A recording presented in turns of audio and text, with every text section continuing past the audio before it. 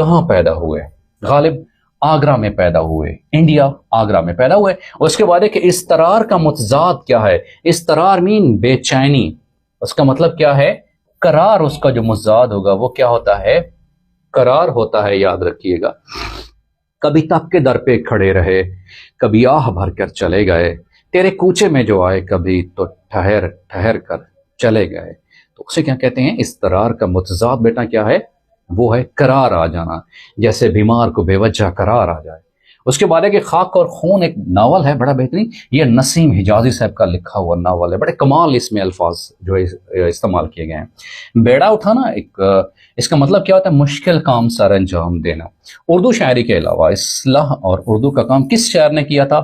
انشاءاللہ خان صاحب نے یہ کام سر انجام دیا۔ ہمارے پاس کون سا ہے؟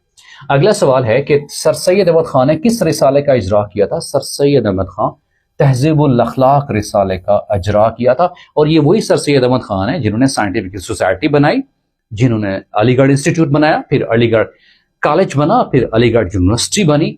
تو یہ سارے کے سارے جو ایجوکیشنل موومنٹ ہے ان دا سب کانٹیننٹ، تو اس کے جو ہیں ایڈوکیٹر کون سے ہیں، اس کے پریچر کون سے ہیں؟ وہ none the other the one and only Sir Syed Ahmed Khan Sahab ہیں۔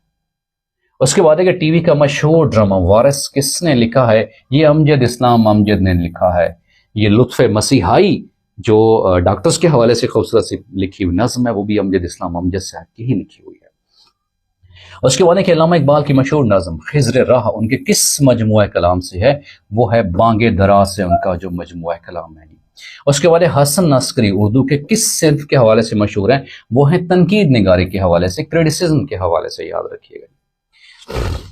اس کے بعد ہے کہ آڑے آنا، اس کا مطلب کیا ہے؟ کہ درمیان آنا، ہمیں دوسروں کے آڑے نہیں آنا چاہیے، مطلب ہے کہ کسی کے درمیان میں آ جانا، تو اسے کیا کہتے ہیں؟